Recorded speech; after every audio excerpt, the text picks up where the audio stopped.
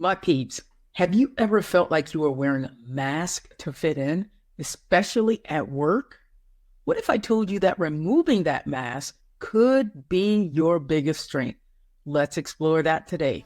Welcome to Lead with Confidence Now, the podcast that empowers you to grow your confidence. I'm Travia Stewart with 27 years of experience transforming lives. My mission is to help you improve your self-image and perform better in every area of your life. And today we're delving into this crucial topic. We started it last week, embracing your authentic self. And by the end of this episode, you'll have some actionable insights on how to be true to who you really are at your core and why that truth is your ultimate superpower in your life and your career. But before we get started, if you're seeking a transformation through one-to-one coaching, stick around to the end of the episode and I'll show you how to connect with me personally to begin your journey of boosting your confidence. Now, let's get started. So imagine a world where everyone feels free to be their absolute selves, completely, unapologetically. Well, what would that look like for you? And I want you to imagine it right now and keep that image in your mind as we begin to talk about some of these tidbits to living authentically. So, to begin with, I want you to think about how great it would feel to, like when you went to work, and you could just be yourself. You could talk about the dates you went on this weekend, whether it was a date that was a same-sex date partner, whether it was, a polyamorous partner, whatever it is that floats your boat, whatever that thing is. Sometimes we've had such a blast on the weekend, but Monday morning comes, it's like, I don't even know that person. I'm going to put on a mask. I'm going to, just keep that stuff separate. Now, I'm not saying that you should blast all your personal life, that you should tell everybody in the office what's happening in your personal life. And these are folks that you work with. But if it's making you feel a certain kind of way, if it's making you feel like a fraud, if it's making you feel fake, if it's making you feel like at times motivated to lie about something, this is what I'm talking about. And so being able to show your true thoughts and feelings and passions, whatever it is that you love without hesitation.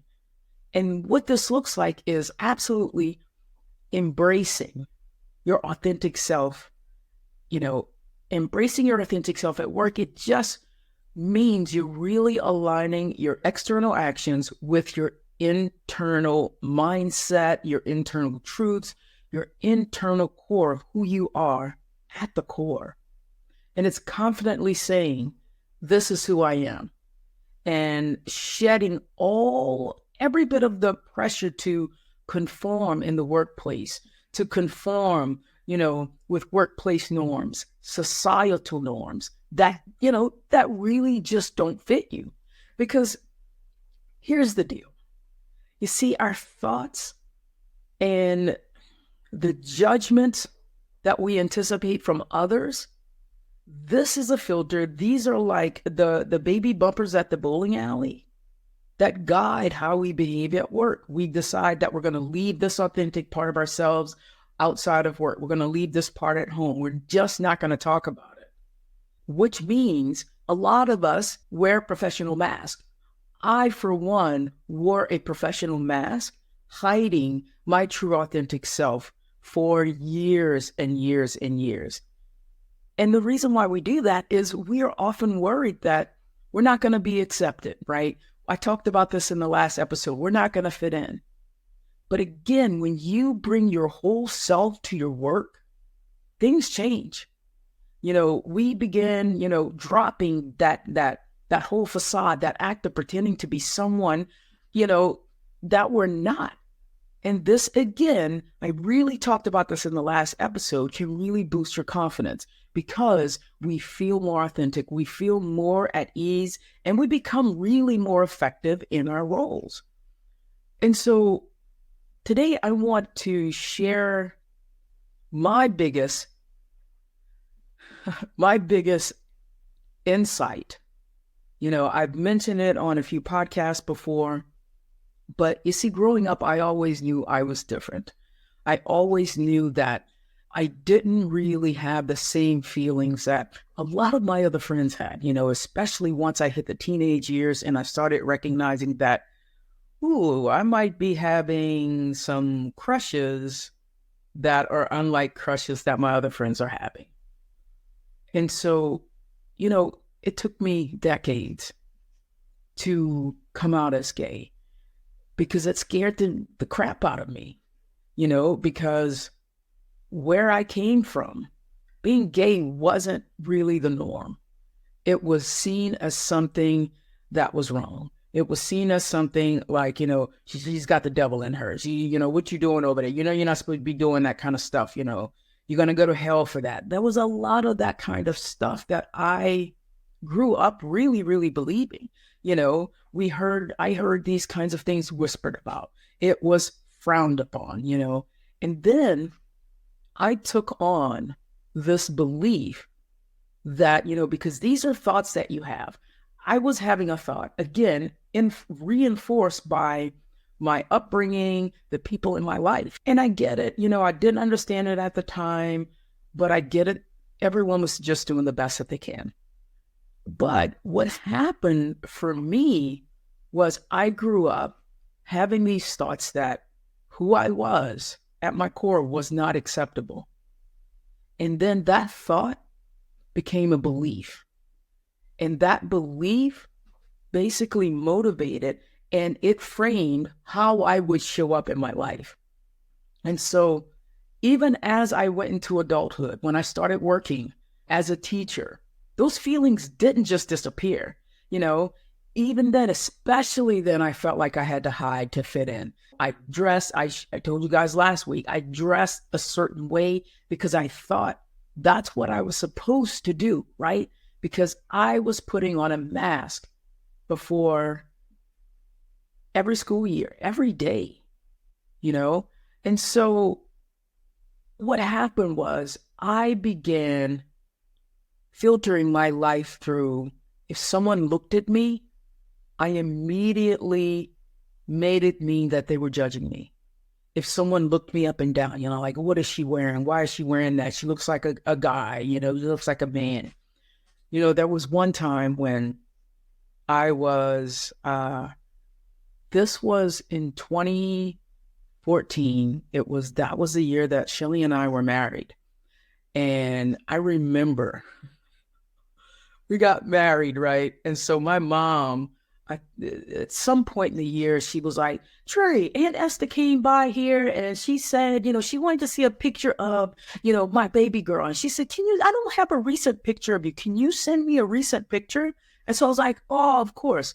Now, granted, I didn't feel comfortable inviting my mother to my wedding because we never even had the conversation. I didn't think she approved of what was happening. As a matter of fact, I assumed she didn't approve because she had these strong, the strong language that she used, for other people, like she would say things, again, I know my mother was just doing the very best that she could, but, like she would see somebody like a guy who would be, walking through the neighborhood and he had a certain twist in his watch. Look at that little sissy going through there, that kind of thing. Oh, And so I always felt that it wasn't safe for me to be like, oh yeah, that's me too.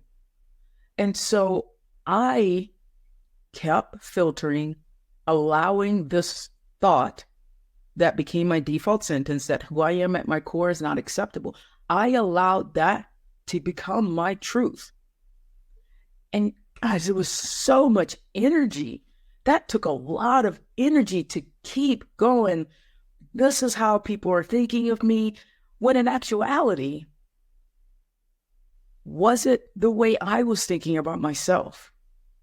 And I felt like for most of my life, I had to keep up that act. I had to keep doing it so that I would keep the people in my life that that I enjoyed being around, that I felt like, loved me and the people that I wanted to be with.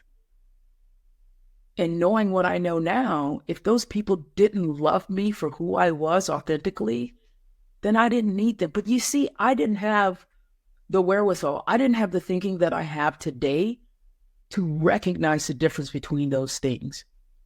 And so for the longest time, I filtered through my default sentence, which I've since changed, that who I am at my core is not acceptable. And then I began to take on that myself, that I am not accepting myself. And so for years, I worked through this, that I wasn't accepting and loving myself just as I was. I was feeling bad because these things were wrong. So clearly I couldn't love myself for who I was. I couldn't love the fact that I was gay and loved a female. I couldn't love those things. I didn't understand how to do it at the time. But since then, I've gone through a process of accepting who I am at my core. And guys, I believe that's one of the best things about me, is who I am at my core is why I'm loved, is why I'm accepted, is why I'm appreciated. And it took me years to remove that part of that mask that I was wearing, because I was afraid of the criticism and the judgment and the resentment and rejection. And so what I want to share with you today is that letting go of that thing, that really deep filter that was framing my life, of feeling like I wasn't acceptable, of me not accepting myself. Once I crossed that bridge, it was so liberating, because as I became more open about my identity, I noticed a shift in my interactions. I didn't feel the need to hide anymore.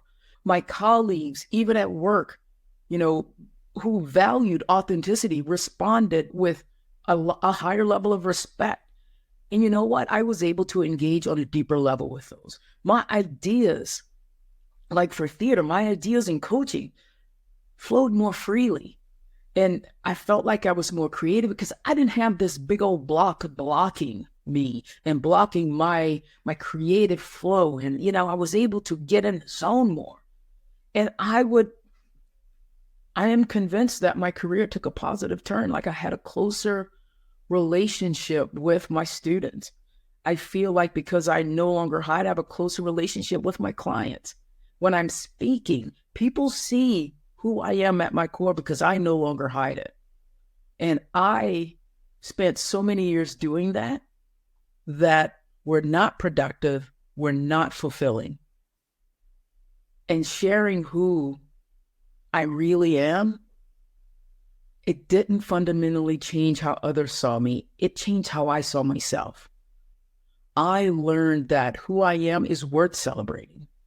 It is worth me shifting and accepting me for me, because I do, love some me. I'm a very confident person, but there was still that gray area that I wasn't fully accepting. And today I accept all of me. And so I share that story with you because if you have something that you're like, this really is something I need to hide, this is holding me back. Again, I'm not saying that you need to put your business out on the billboard at work. I'm not saying that. But if it's causing you to move through the world in an inauthentic way, then this is something that we just really want to look at. The first thing I want you to do is pinpoint, identify that thing that you really want to hide from others.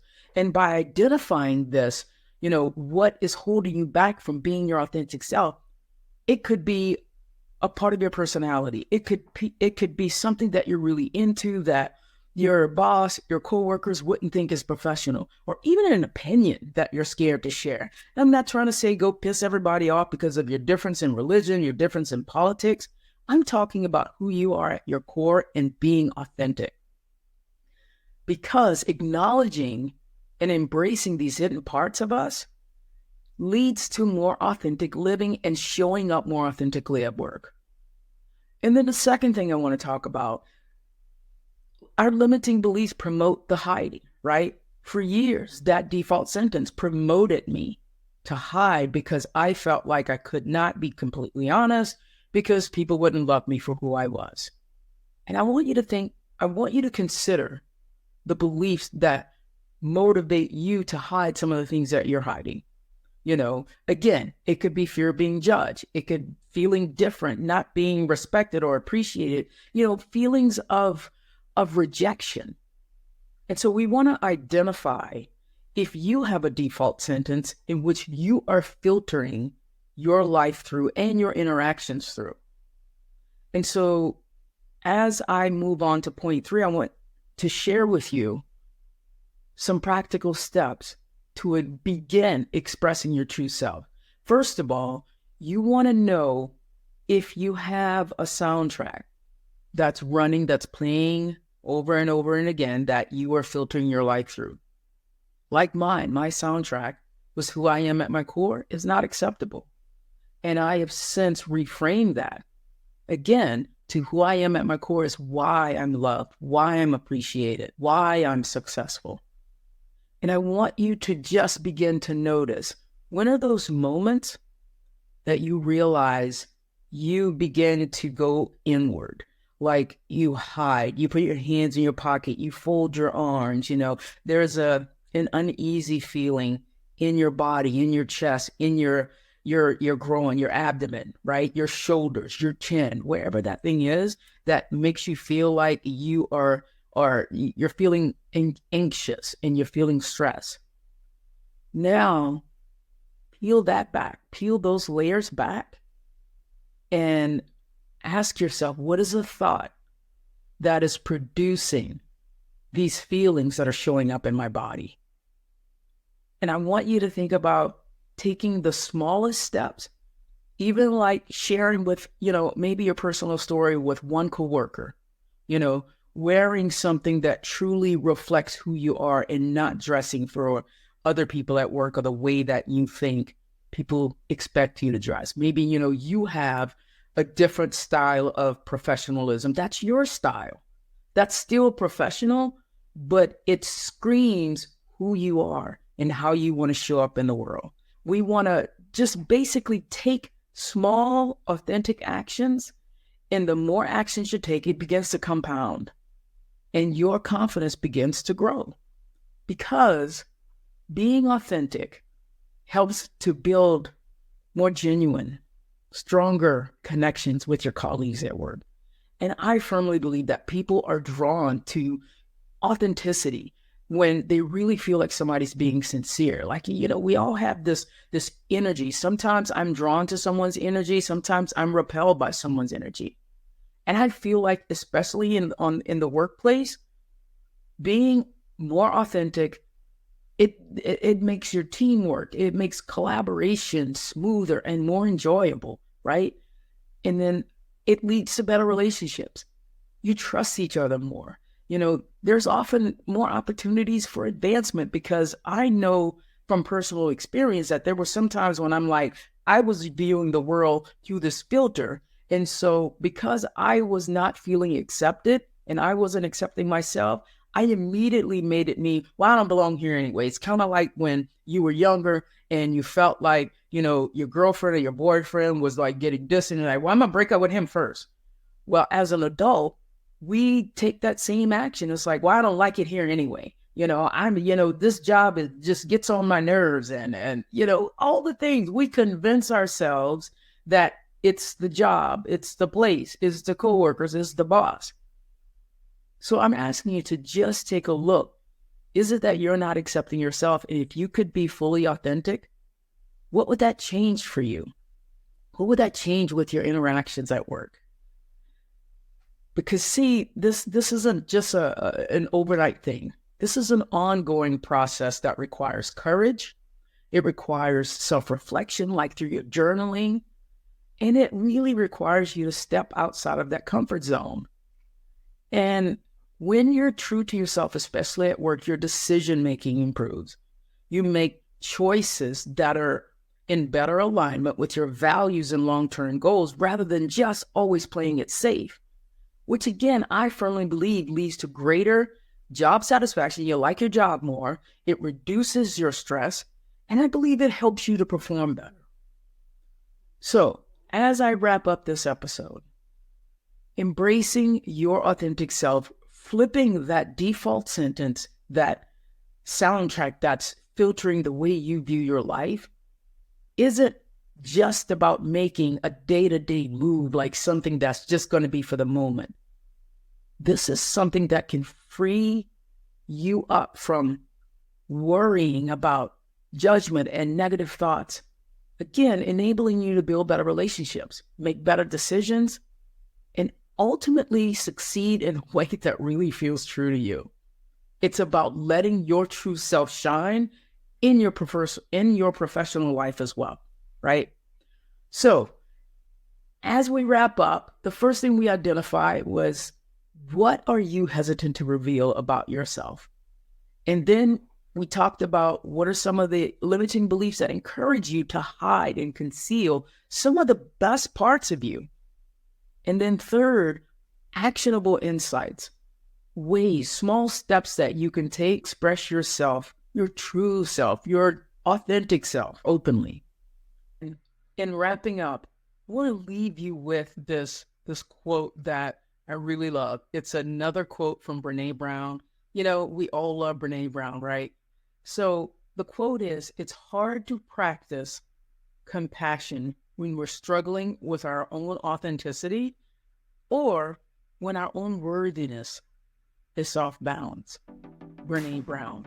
So if you're ready to take the next steps towards a more authentic and confident life, I am here to help you. Click the connect link in the show notes if you're ready for one-on-one coaching. I can help you become more confident, unlock that shit that's holding you back. Guys, click the link in the show notes and let's get this work going so more people can get what they want in life. All right, my peeps, we'll talk next week.